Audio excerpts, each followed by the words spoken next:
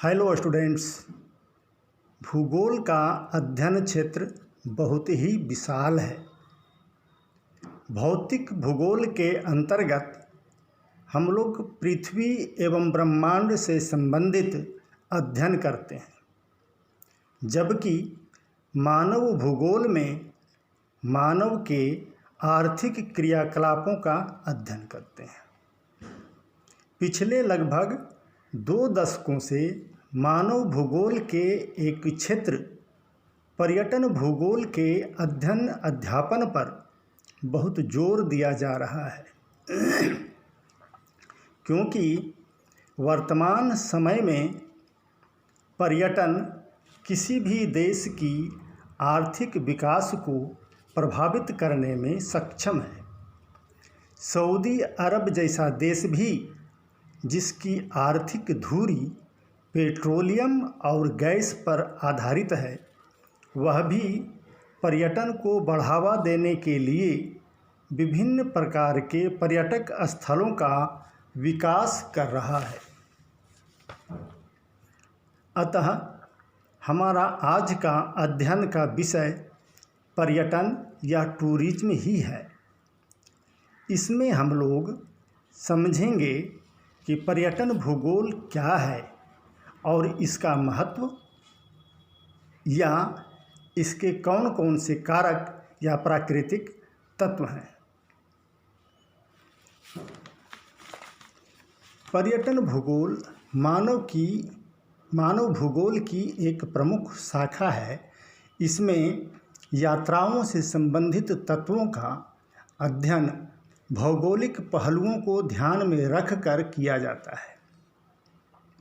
National geographic संस्था के अनुसार किसी स्थान और उसके निवासियों की संस्कृति, सुरुचि, परंपरा, जलवायु, पर्यावरण और विकास के स्वरूप का विस्तृत ज्ञान प्राप्त करने और उसके विकास में सहयोग करने वाले पर्यटन को पर्यटन भूगोल कहा जाता है।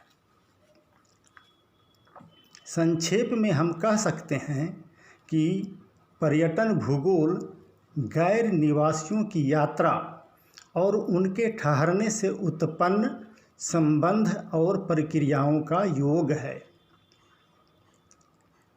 1981 ईस्वी में international association of scientific experts in tourism ने पर्यटन को घर के वातावरण के बाहर चयनित विशिष्ट गतिविधि के रूप में परिभाषित किया है। ठीक है।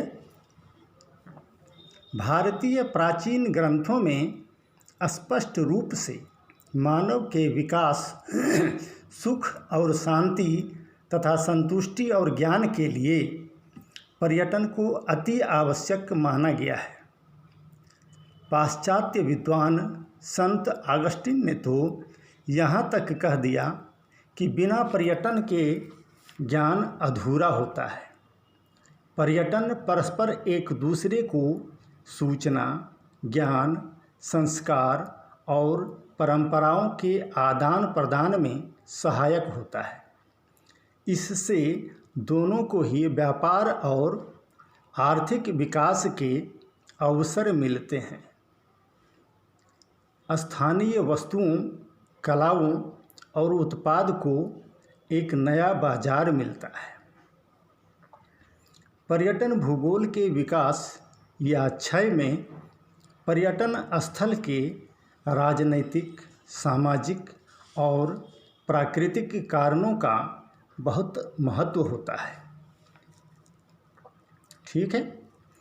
धनी लोगों ने हमेशा ही दुनिया की बड़ी बड़ी इमारतों और कलाकृतियों को देखने के लिए दुनिया के दूर दूर के क्षेत्रों तक यात्राएं की हैं।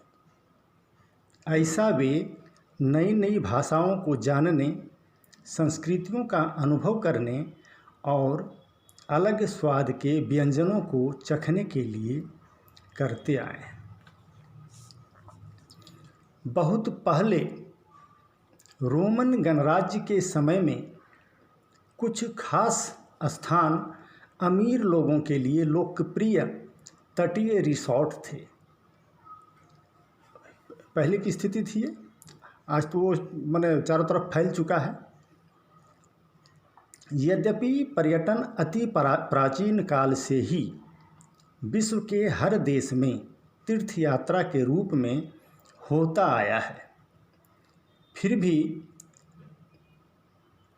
वर्तमान समय में इसे कई भागों या कारकों में बांट दिया गया है जो निम्नलिखित हैं। ठीक है, अलग अलग कारक या अलग अलग भाग में इसको बांटा गया है। पहला, स्वास्थ्य पर्यटन। मौसमी कारक मानव स्वास्थ्य पर प्रभाव डालते हैं।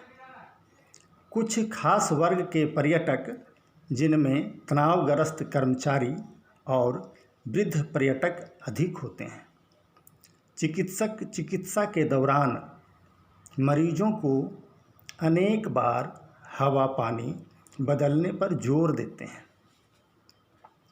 चिकित्सक का तात्पर्य मरीज को मनोवैज्ञानिक एवं भौगोलिक रूप में स्वास्थ्य लाभ पहुंचाना होता है।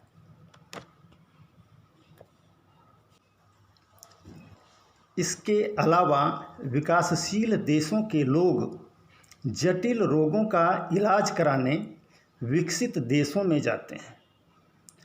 भारत में भी पड़ोसी देशों के मरीज इलाज कराने आते हैं और महीनों तक रुकते हैं। ठीक है, अब दूसरा पॉइंट देखते हैं या दूसरा कारक, सांस्कृतिक पर्यटन। बहुत सारे लोग दूसरे देश या समाज की संस्कृति को समझने के लिए भी एक देश या स्थान को आते जाते हैं। इसके अंतर्गत आदिवासी या जनजाति कबीले विशेष आकर्षण रखते हैं। अफ्रीकी देश या अंडमान निकोबार द्वीप समूह में पर्यटन का मुख्य आकर्षण यही है। इसके साथ साथ लोग शिक्षा प्राप्ति के लिए भी एक स्थान से दूसरे स्थान में जाते हैं, जहां उनका सामना स्थानीय संस्कृति से होता है। ठीक है, अब तीसरा कारक, तीसरा हो गया मनोरंजन यात्रा। वर्तमान समय में मनोरंजन यात्रा एक रिवाज सा बन गया है।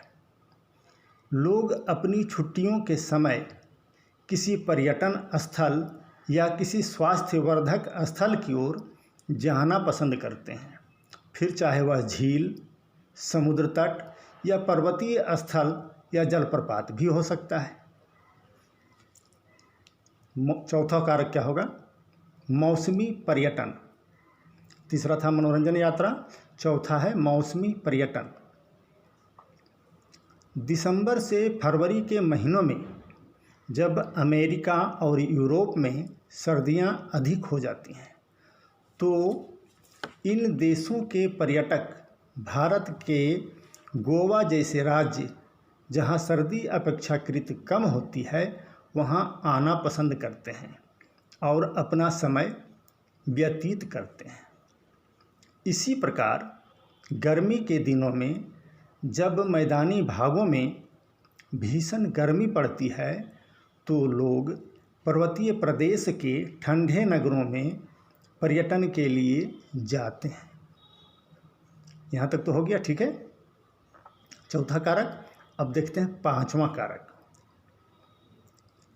सामूहिक पर्यटन। पांचवा कारक है सामूहिक पर्यटन। इसके अंतर्गत तीर्थ यात्रा, दूर के क्षेत्र में लगे मेले को देखने अथवा स्कूल कॉलेजों के द्वारा आयोजित पर्यटन को रखा जाता है। इस प्रकार के पर्यटन में लोग सामूहिक रूप से जाते हैं। होता है वैसा, एक सीजन चलता है इसका भी। आप यहाँ लोकल में देखते होंगे, सावन में कांवड़ मेला लगता है, केवल झारखंड में ही नहीं, ये उत्तर प्रदेश में भी लगता है, उत्तरांचल में भी लगता है, और यही सावन के महीने में लगता है, जिसमें लाखों की संख्या में लोग पहुंचते हैं। सामूहिक यात्रा है। अब छठा पॉइंट देखते हैं, या छठा कारक, साहसिक पर्यटन। युवा वर्ग के पर्यटक जो पर्यटन के आनंद के साथ साथ साहसिक कारनामा भी करना चाहते हैं, वे पर्वतारोहण, लंबी सामुद्रिक यात्रा, स्केटिंग आदि में भाग लेते हैं और वहाँ की भौगोलिक परिस्थितियों की जानकारी हासिल करते हैं। ठीक है, ये 6 कारक हैं या 6 विभाग हैं पर्यटन के। हैं सारे पर्यटन के ही, किंतु अलग अलग भाग में बांट करके इनको रखा जाता है, अध्ययन किया जाता है। ठीक है, उपरोक्त वर्णन से स्पष्ट हो जाता है कि पर्यटन भूगोल के अनेक कारक हैं, जिसके सहारे यह विश्व के प्रत्येक हिस्से में निर्बाध रूप से चलता रहता है। अंत में हम कह सकते हैं कि पर्यटन के क्षेत्रों का विकास तो वर्तमान में हो ही रहा है, इसका भविष्य भी काफ़ी उज्ज्वल है।